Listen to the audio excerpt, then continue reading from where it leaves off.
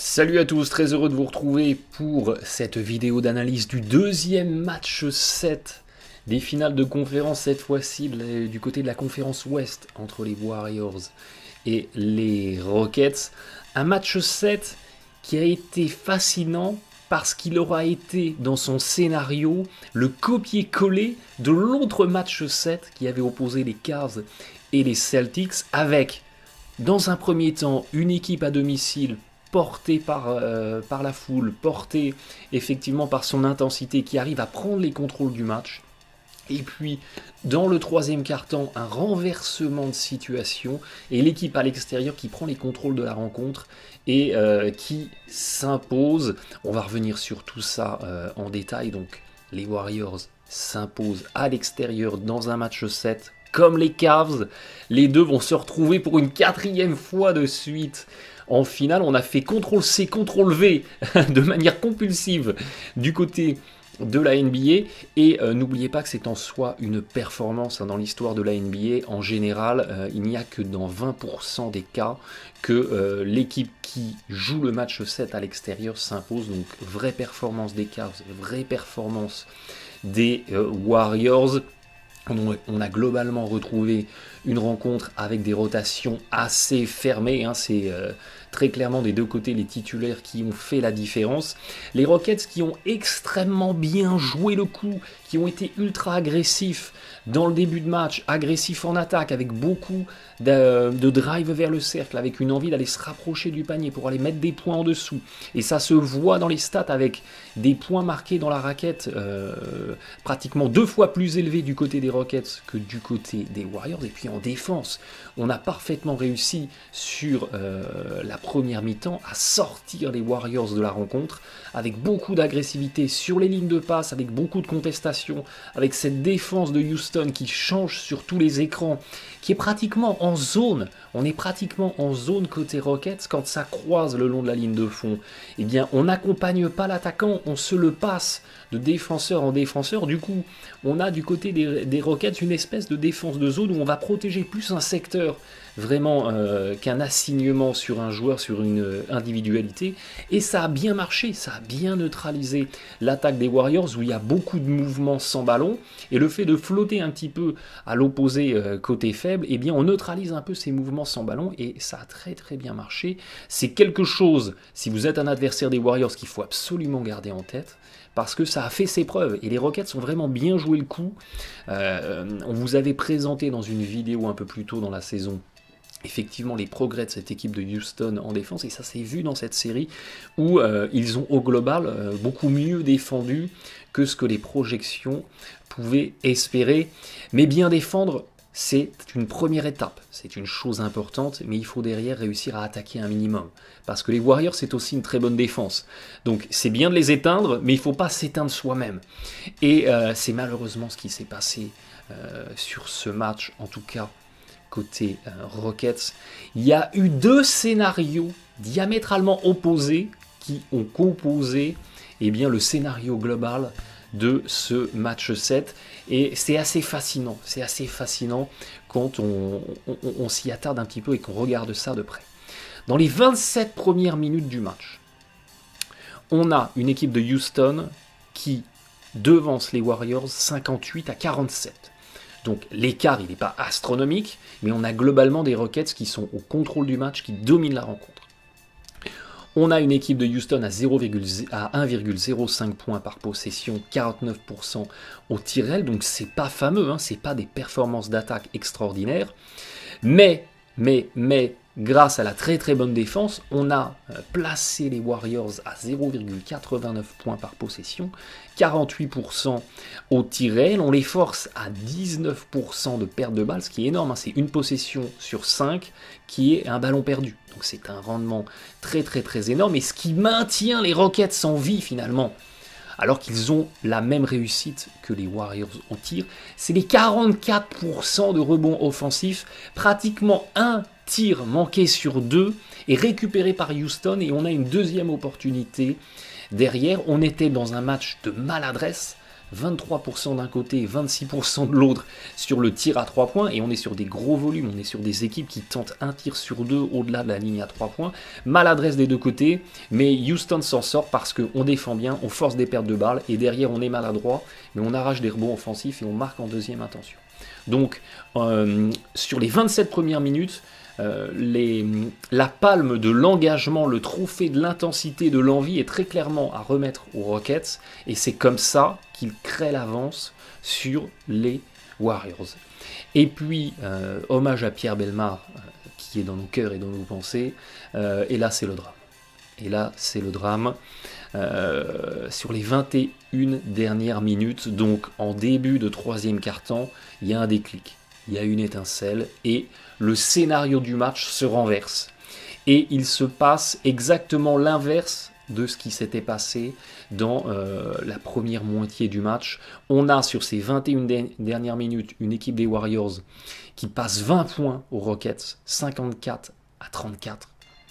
On a des Warriors qui retrouvent une adresse absolument insolente, 72% au tir réel, on est à 1,36 points par possession, donc sur un match en 100 possessions, les Warriors vous auraient mis 136 points, et on a à contrario des Rockets qui s'éteignent complètement. On tombe à 42% au tir réel, 0,86 points par possession. Les rebonds sont à nouveau recontrôlés par les Warriors. On n'a plus tous les rebonds offensifs qui permettaient aux Rockets de survivre à la maladresse. Et derrière, quand les Warriors passent un 10 sur 16 à 3 points, on a des Rockets sur les 21 dernières minutes qui font un 1 sur 18. Et c'est au plus mauvais moment dans toute la saison des Rockets qu'on a une panne totale d'adresse, exactement comme les Celtics dans l'autre match 7. Panne d'adresse au plus mauvais moment, et derrière évidemment toute l'attaque de Houston s'écroule, et les Warriors passent en mode insolence. Et la clé pour battre les Warriors, c'est leur maintenir constamment la tête sous l'eau. Parce que Golden State, c'est une équipe de run, c'est une équipe de momentum. Et quand vous les mettez la tête sous l'eau, quand vous enrayez leur jeu offensif et leur insolence quelque part, eh bien, vous les faites douter. Vous les faites douter, vous les faites sortir du match, et c'est comme ça que l'équipe s'écroule. Là, l'adresse est revenue, et on a revu des Warriors en insolence avec des Curry qui se bloquent à 8 mètres, ça rentre en ficelle, avec des Curry qui mettent des paniers à 3 points super bien défendus, avec un Durant qui enchaîne les isolations, pareil, bien défendu, et qui met des tirs à mi-distance, et ça, c'est les Warriors insolence. C'est les Warriors insolence qui deviennent injouables. Et malheureusement, dès qu'ils activent ce mode-là, eh bien, le match, il est plié, et c'est ce qu'on a vu dans ce match 7. D'une manière générale, sur les 28 dernières minutes du match, Houston passe un 1 sur 28. Je me suis trompé, c'est pas un 1 sur 27, c'est 1 sur 28 à 3 points.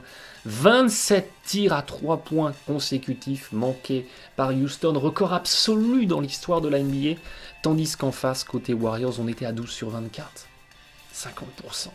Évidemment, vous comprenez en voyant cette stat exactement ce qui s'est passé et pourquoi malheureusement les Rockets ont sombré dans ce match 7.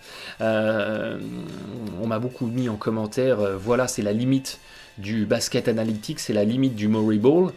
Ben, pas tout à fait, parce que certes, on a vécu et on est mort avec le 3 points côté Rockets, mais ça a bénéficié aux Warriors, parce que des deux côtés, regardez, on a tenté un volume de tir à 3 points extrêmement important, à peu près la moitié du volume total des tirs tentés. Donc, ce qui a tué les Rockets a sauvé les Warriors. Donc, est-ce que c'est une stratégie à remettre en cause? Je ne sais pas. Quand vous avez basé tout votre succès en saison régulière et sur le début des playoffs sur l'adresse à 3 points et que vous avez des bons tirs, il n'y a pas de raison de se réinventer en plein match 7. Donc vous restez dans vos fondamentaux. Certes, à un moment, comme je le disais pour les Celtics, les Rockets auraient peut-être dû continuer à être beaucoup plus agressifs vers le cercle plutôt que d'essayer, entre guillemets, du hero ball sur des 3 points. Avec des si Chris Paul n'avait pas été blessé, si Iguodala n'avait pas été blessé, s'il y avait eu de l'adresse, si, avec des si, on coupe du bois. Ok, c'est pas ce qui s'est passé, il faut aller de l'avant. Rendez-vous l'année prochaine pour les Rockets qui n'ont absolument rien à regretter. Ils se seront battus avec ardeur et avec fierté. Mais voilà, on a vécu et on est mort avec le tir à 3 points dans ce match 7, comme les Celtics. Harden, Gordon et Ariza cumulent un 4 sur 34 à 3 points, 12% de réussite, et un 21 sur 63, 33% au global. Quand on regarde la shooting chart, il n'y a pas besoin de faire plus de commentaires, on a tout de suite compris que c'était cataclysmique. Et si on s'intéresse aux fameuses 21 dernières minutes, en prenant d'un côté Durant, Thompson, Curry, et de l'autre Gordon, Harden et Ariza, on a un 17 sur 26 pour les 3 amigos des Warriors, contre un 9 sur 27 pour les 3 camarades des Rockets. Et c'est au plus mauvais moment finalement que les joueurs clés, entre guillemets, en intégrant Ariza parce qu'il a tenté beaucoup de choses du côté des Rockets, c'est au moment le plus important que l'adresse a failli. Et ça a été fatal à cette équipe. On a eu une sphinctéris aiguë également du côté de la conférence Ouest. C'est contagieux, donc faites attention. Lavez-vous bien les mains avant d'attaquer le match. Dans ce match 7, on est là sur Houston. Eh bien, on a eu à peu près 40% de tirs qui étaient soit ouverts, soit complètement ouverts. Donc ça veut dire que le défenseur, il est soit à 2 mètres, soit à plus de 2 mètres quand le tireur déclenche le tir, donc c'est que c'est un tir non contesté. Ça représente 30 tirs à 3 points tentés par les Rockets, et on n'en aura mis que 5. On fait un 5 sur 30 à 3 points sur les tirs ouverts, c'est juste cataclysmique. Donc c'est pour ça que je vous dis, ces tirs n'étaient pas des mauvais tirs, et les Rockets n'avaient pas de raison de ne pas les tenter, parce que c'est dans leur ADN. C'est juste, dans un sport d'adresse, une faillite d'adresse au plus mauvais moment, et malheureusement, c'est irrémédiable. Il n'y a pas de pilule ou de cachet contre la sphinctéris.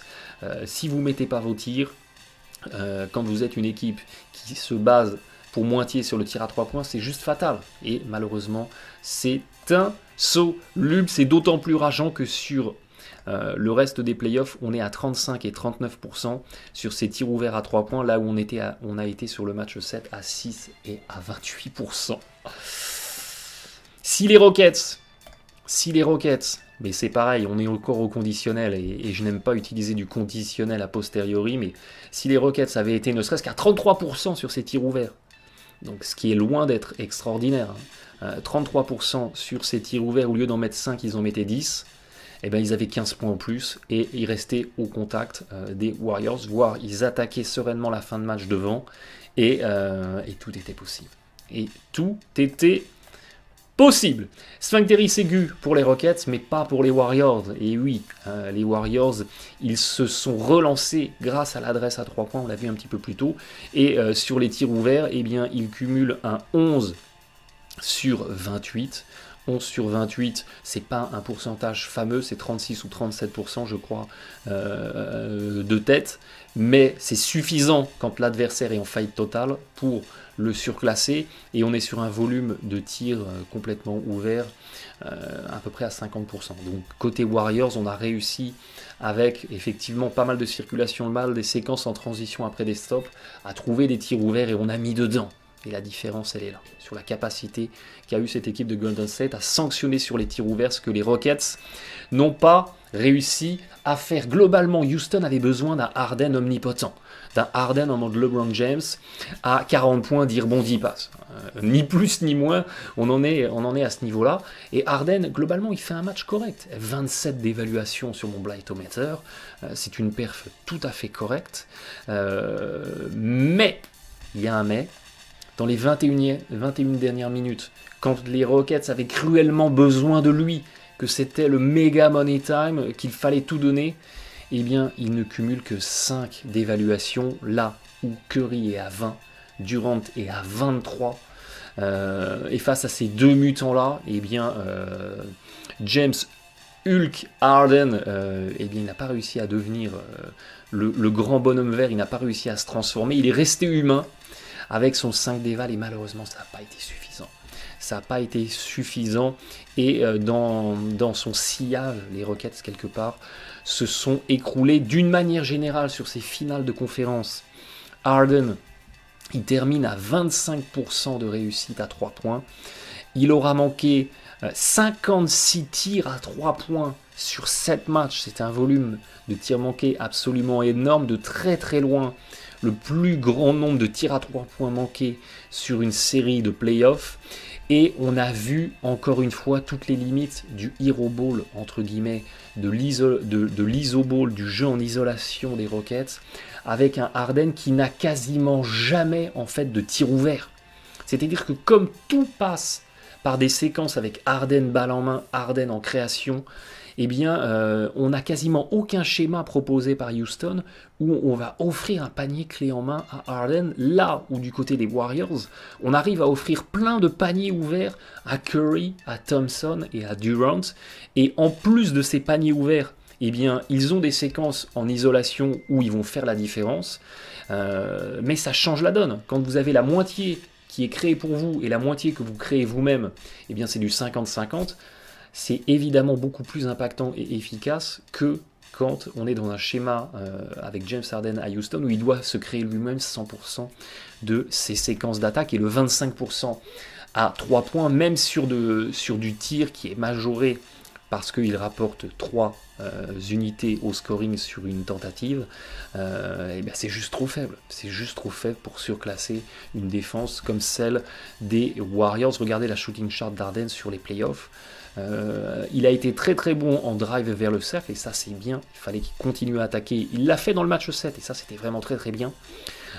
Il aurait peut-être dû le faire encore plus, mais tout le reste, tout ce volume de tir, et c'est un énorme volume de tir qui est tenté au-delà de la ligne à 3 points, et c'est systématiquement je dribble, je fais un step back et derrière eh bien je tente l'exploit individuel, eh bien ça a montré ses limites, face à des bonnes défenses comme celle des Warriors, même s'il y a eu des fois des fautes non sifflées où le défenseur retombe sur Harden. Globalement ça a été des tirs trop compliqués, des tirs à la limite presque trop forcés pour être suffisant pour porter en tout cas cette équipe des Rockets à un niveau offensif suffisant.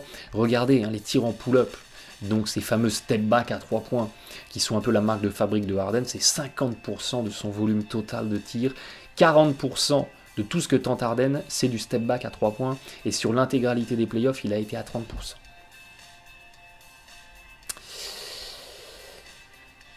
C'est pas assez, c'est juste pas assez. Ça va marcher en saison régulière, ça va marcher au premier tour, voire en semis, face à des équipes relativement faible, mais dès que vous affrontez les ténors de la ligue, c'est pas suffisant. Et ce qui est pour moi une aberration, c'est qu'un joueur comme Harden, qui est un arrière, qui évolue aux côtés d'un Chris Paul, qui est un extraordinaire créateur, qui est un extraordinaire playmaker, un Harden sur l'intégralité des playoffs, il ne tente que 20 tirs en catch and shoot, c'est-à-dire en réception tir, c'est un renversement de balle qui lui arrive dessus, et il pose pas le dribble, il enchaîne avec un tir direct. On est à 5% de volume d'attaque sur du catch and shoot, c'est juste une aberration. C'est pour moi juste une aberration, d'autant plus qu'il y a Chris Paul à côté. C'est quand même pas compliqué de lancer des petites séquences où on a un Harden qui attend sur le côté faible et il sort d'un écran où il y a un pick and roll côté fort avec Chris Paul et puis on ressort sur Harden qui reste dans le corner et qui sanctionne. Ça paraît pas compliqué à faire sur le papier et pourtant les Rockets ne l'ont quasiment jamais fait. Et il place donc Harden dans des situations où il est contraint à l'exploit individuel. Il est contraint à l'exploit individuel pour mettre ses points et le collectif finalement ne le soulage pas en lui apportant des trucs un peu clés en main en attaque et ça c'est vraiment dommage. Et quand vous aimez un petit peu la basketologie, le jeu collectif, vous vous tapez la tête contre les murs de tomber dans ces travers-là, de tomber dans ces aberrations-là. Une nouvelle fois, ça n'est pas la faute de Harden. Quand un joueur, je dirais pas fait n'importe quoi, mais un peu à l'image d'un Westbrook, quand un joueur semble aller dans la mauvaise direction, on va dire ça comme ça, je considère que c'est pas de la faute du joueur, c'est la faute du coaching staff qui ne le met pas dans une situation ou qui ne le recadre pas pour le mettre dans une situation où il pourrait davantage briller. Donc là, dans l'attaque de Houston, il y a quelque chose à repenser, il y a quelque chose à redéfinir. Pour moi, la cohabitation Chris Paul, James Harden, même si ça s'est super bien passé, collectivement, il manque encore quelque chose. C'est plus chacun son tour que ensemble on fait quelque chose en attaque, et ça, c'est dommage. Maintenant, bravo aux Rockets, ils ont fait une superbe saison. Ils se sont admirablement battus dans ces playoffs et dans ces finales de conférence. Ils auraient très très largement pu éliminer les Warriors et être à leur place en finale. Évidemment, bravo à contrario aux Warriors.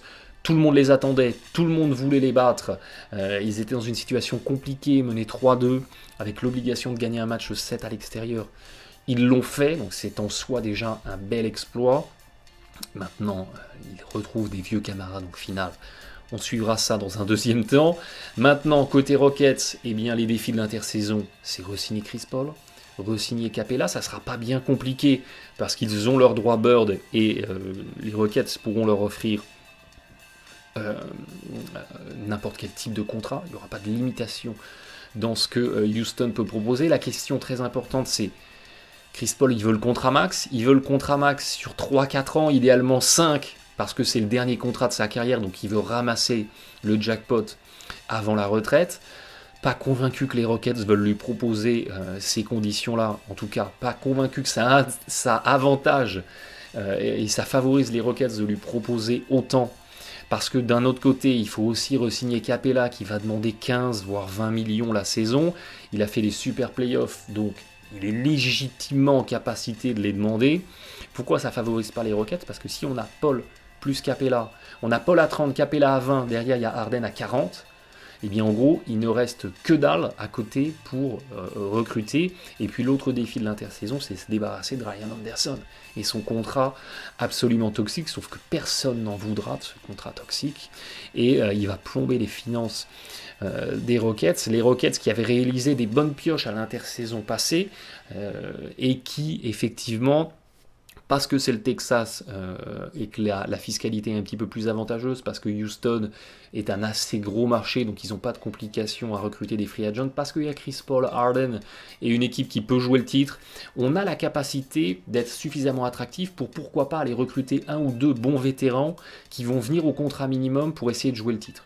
Donc Houston peut faire des belles choses à l'intersaison, et après pourquoi pas essayer de montrer un trade pour renforcer encore davantage l'équipe. On suivra ça de très près.